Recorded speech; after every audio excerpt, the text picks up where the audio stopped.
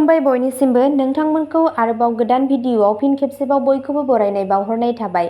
आं दिनै नोंथांमोननि सिगाङाव आरोबाव माखासे खौरां लानानै फैबावलायबाय। आसा खालामो नोंथांमोनहा भिडिअखौ नायनानै मोजां मोनगोन। गिबि खौराङावनो दङ भारतआ T20 मुलुग काप 2024 खौ देरहानो हाबाय।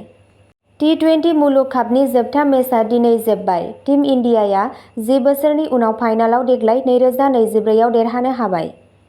रहित शर्मानि दैदेननायाव भारतनि क्रिकेट हानजाया 176 रान बुना टार्गेट होदोंमोन, नाथाय साउथ आफ्रिकाया 169 ल' रान खालामनो हादोंमोन। मख'नो गोनांदि बिनि सिगां टीम इन्डियाया 2014 मायथाइयाव T20 मुलुग कापनि जोबथा मेचखौ गेलेदोंमोन। नोंथाङा मिथियोना T20 मुलुग काप देरहानाय हानजाया बान्था महरै मा मोनगोन? T20 मुलुग काप 2024 नि देरहानाय हानजाया $2.45 मिलियन मोनगोन। भारतनि बेसेनाव 20.45 कौटिसो रां। बेजों लोगोसे बुहुम कापनि समायना ट्रफी मोनगोन। रानार आपआ $1.28 मिलियन, थामहिनबा 10.67 कौटि रां मोनगोन। बे राङा जोबथा देरहानाय हानजाजों मोन्नाय रांनि खावसेसो। T20 मुलुग कापआव सेमि-फाइनाल गेलेग्रा हानजाफोरा फ्राय 6 कौटि रां मोनगोन। बबेखानि सुपार 8 आव बोखारजानाय हानजाफोरा 3.8 कौटि रां मोनगोन।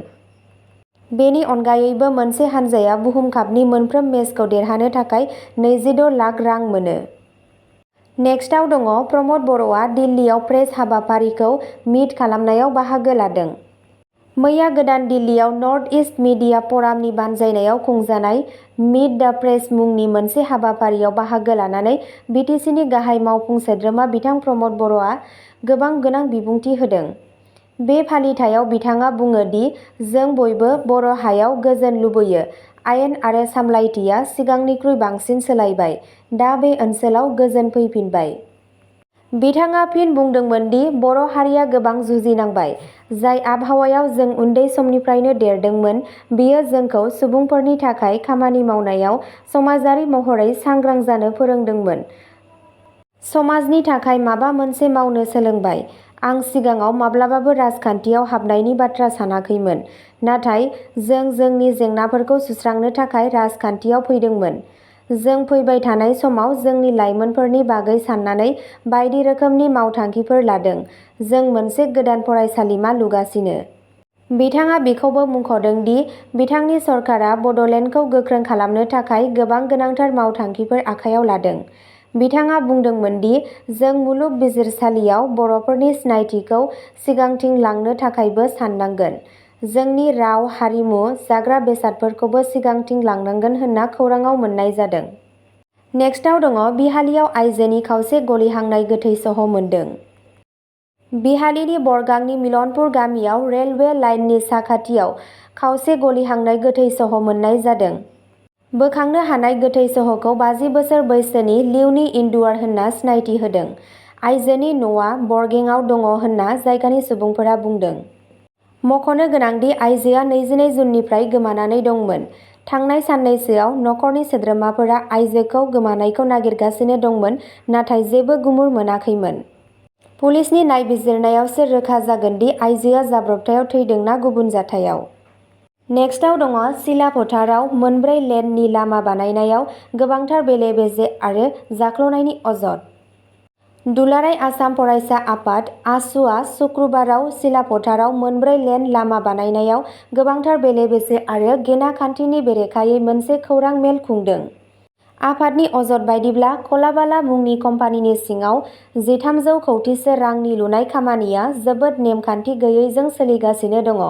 लुनायनि खामानिया जोबोद गाहाय थाखोआव सोलिगासिनो दं। मख'नो गोनांदि 14 मे खालि फरायसा आफादा लुनाय खामानियाव गोबां अजद दैखांनायनि उनावबो कलबाला कम्पानिया जेबो गोसो होयैनि थाखाय धेमाजि जिल्ला कमिसनारनाव आर'जलाइ होदोंमोन। 10 जुन खालि बिथाङा फिन सिलाफोथार सहरनि गेजेराव मोनसे जिरायनाय हाबाफारि मावफुंदोंमोन आरो गिबि मन्थ्रि ड हिमन्त बिश्व शर्मानो आखाय होनो थाखाय मोनसे गोसोखां बिलाइ गथायदोंमोन। धेमाजि जिल्ला कमिसनारआ लुबाय थानाय खामानिखौ नायनो थाखाय 7 सोद्रोमाफोरनि मोनसे कमिटि दादोंमोन, नाथाय दिनैसिम कमिटिआ गोब्राब अजद होदों दि जेबो नायबिजिरनाय जायाखै। जुदि जिल्ला खुंथाया फैगौ 7 साननि गेजेराव बे बिथिङाव जेबो राहा लाया अब्ला लामा होबथानाय हाबाफारि लागोन होनना खौराङाव मोन्नाय जादों। नेक्स्टआव दङ हिमन्त बिश्व शर्मानि समाव सोलोंथाइ खान्थिया गाज्रि महर लादों। बेखौ बुंदों अखिल गगৈ बिथाङा। जुदि रांनि सोलायै गुवाहाटी मुलुगसोलोंसालिनि आनजादनि मार्कशीटआव नाम्बार बांहोबाय अब्ला बिसोरखौ 1 मिनिट गोबाव खालामाजासे हमनांगौ। इयुनाव सोलोंथाइ खान्थिया बेबादि दागो गोनां आयदाया जाहाथे नुजाया बेखौ रोखा खालामनो थाखाय गोख्रोंसिन राहा लानांगौ। बेयो शिबसागर बियाबनि एमएलए अखिल गगैनि बिबुंथि। एमएलएआ बावैसो सोराङाव फैनाय गुवाहाटी मुलुगसालिनि मार्कशीट केलेंकारिनि सायाव गोबां बिबुंथि होदोंमोन। बिथाङा बे जाथायनि थाखाय गिबि मन्थ्रि ड हिमन्त बिश्व शर्माखौबो दायनिगिरि खालामदोंमोन। ड शर्मानि समाव सोलोंथाइ खान्थिया गाज्रि महर लादों। अखिल गगै बिथाङा बुंदोंमोन दि दानि गिबि मन्थ्रिया थांनाय 15 बोसोर सोलोंथाइ मन्थ्रिमोन। सोलोंथाइ बिफाना मोनसेबो आनजादखौ मोजाङै खुंनो हायाखैमोन। बिथाङा बेखौबो बुंदोंमोन दि सोलोंथाइ बिथिङाव राजखान्थि सोलिगासिनो दङ। एमएलएआ बेरफ्रुसार बिबुंथि होदोंमोन दि गुवाहाटी मुलुगसोलोंसालिनि मार्कशीट केलेंकारिल' नङा नाथाय काउन्सिल आरो सेबा केलेंकारिबो। आसामनि सोलोंथाइ खोन्दोआ आथिखालाव गुलाय-गुजाय जाबाय। सोलोंथाइ खोन्दोआ आथिखालाव दावराव-दावसि। अखिल गगैआ बेखौबो बिबुंथि होयो दि सोलोंथाइ बिफाना सोलोंथाइ बिथिंनि गेजेरजों आसामनि फरायसाफोरनि सुबुंथिखौ जौगाहोनायाव फेलें जादों। नेक्स्टआव दङ गिबि मन्थ्रिनि बिथोनाव दुधनैयाव जिनाहारि आरो बुथारनाय जाथायनि बोलि जानांनाय नखरनि साखाथियाव जयन्त मल्ल बर'आ खबर लाहैदों।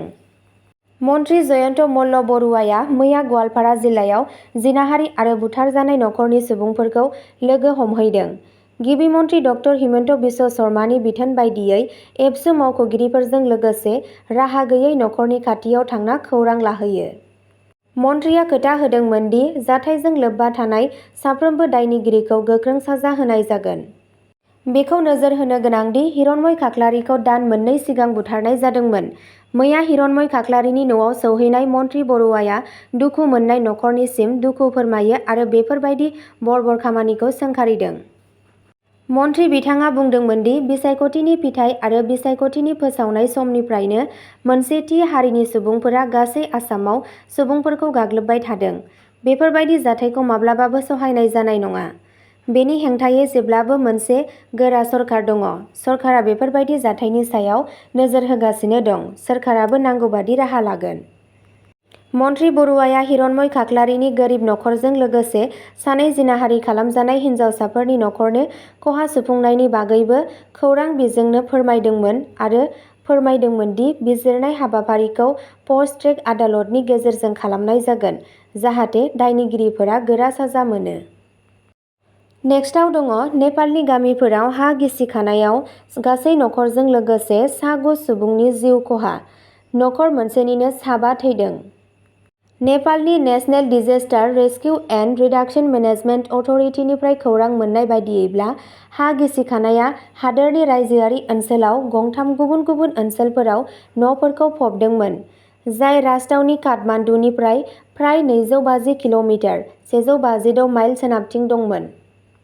मावख'गिरिफोरा बुंदों दि सनिबारखालि गोबां अखा हानायनि जाहोनाव हा गिसिखानायनि जाहोनाव नेपालनि हाजोआरि जिल्लाफोराव उन्दुबाय थानाय समाव गासै नखरजों लोगोसे खमैबो सा 9 सुबुंफोरनि जिउ खहा जायो। खौराङाव मोन्नाय बायदियैब्ला गुल्मी जिल्लानि मालिका गामियाव उन्दुबाय थानाय समाव बिसोरनि न'आ हा गिसिखानायनि जाहोनाव मोनसे नखरनिनो साबा सोद्रोमाफोरा जिउ गोमायो। थैनायफोरनि गेजेराव सासे जरा, बिसोरनि बिहामजो आरो सासे 8 दाननि हिनजावसाजों लोगोसे सानै फिसौफोर दंमोन। मावख'आरिफोरा बुंदोंमोन दि खाथिनि बागलुं जिल्लायाव आरोबाव सानै आरो सियांजा जिल्लायाव सानै सुबुंनि जिउ खहा जादों। नेक्स्टआव दङ टिहुआव फेसबुक लाइभआव सासे लाइमोननि जिउ खहा।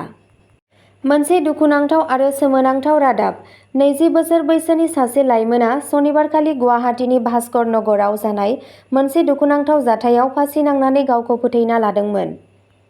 बे गोख्रों आगान लानायनि सिगां लाइमोनफोरा बुंनाय बायदिब्ला फेसबुकआव जोबोद दुखु मोननाय फोरमायनानै लाइभ जादोंमोन। सुलुंनि बायदिब्ला बिथाङा थांनाय माखासे बोसोरनिफ्राय गुवाहाटीआव केमेरा पर्सन महरै खामानि मावगासिनो दंमोन। गुबैयै टिहुनि थागिबि सेंग्राया नोगोराव सासे लोगोनि भारा न'आव गावनि जिउखौ फोजोबनो सायख'दोंमोन। बिथांनि रुंसारि जानाया नखरनि सोद्रोमाफोरखौ दुखु फोरमायदों। खौरां मोन्नाय बायदियैब्ला बिबानगिरिफोरा लाइमोननि थैनायनि आन्दोनि गुदि जाहोनफोरखौ मिथिनो थाखाय बे आयदानि सायाव नायबिजिरनाया जागासिनो। नेक्स्टआव दङ आसाम राइफल्सआ सा-सानजा रायजो जोलुर चेम्पियनशिपनि बेखेवनाय सेन्टिनेल खुंदों। ओनसोलाव राइजोफोरनि जोलुरखौ जौगाहोनाय, गेलेमुनि गेजेरजों आइजोफोरखौ गोहो होनायजों लोगोसे हानजायारि खामानि आरो बादायलायनायखौ बांहोनायनि थांखिजों आसाम राइफल्सआ दिनै 30 जुननिफ्राय 12 जुलाइ 2024 मायथाइसिम north east women football championship 2024 नि बेखेवनाय आसाम राइफल्स सेन्टिनेलखौ फोसावदों। बादायलायनायाव आसाम, मिज'राम, मेघालय, त्रिपुरा, नागालेन्ड, अरुणाचल प्रदेश आरो डाइरेक्टर जेनेरेल आसाम राइफल्स आइजो जोलुर हानजाजों लोगोसे मोन 7 हानजाफोर थागोन होनना खौराङाव मिथिनो मोननाय जादों। बेखेवनाय हाबाफारियाव लीग बादायलायनाय आरो सेमि फाइनालआ 30 जुन 2024 निफ्राय आसामनि सनितपुर जिल्लानि लखरायाव खुंजागोन आरो फाइनालआ 12 जुलाइ 2024 खालि मेघालयनि शिलंनि लौटकरआव गेलेगोन होनना खौराङाव मिथिनो मोननाय जादों। बे फोरबोआव आसामनि रायजो बेंगिरि गुलाबचन्द केटेरियाया नुजाथिगोन आरो श्रीमती अयनाम बेम देवी, पद्मश्री अर्जुन बान्था मोनगिरि आरो भारतारि आइजो जोलुर हानजानि बारग' केप्तेन आरो मेजर जेनेरेल सुरेश कुमार भाम्पु, एस इन्सपेक्टर जेनेरेल आसाम राइफल्सजों लोगोसे फोसावनाय फोरबोआव रौनिया हानजा, पुलिस आरो नोगोरारि खुंथायनि गुबुन मावख'जाथाव गेदेमा सुबुंफोराबो बाहागो लागोन होननानै खौरां मोननाय जादों। दिनैनि भिडिअ'आ एसेनोसै। नोंथांमोनहा बेबादिनो गोदान खौरां मिथिनो थाखाय चेनेलखौ साबस्क्राइब खालामनानै लादो।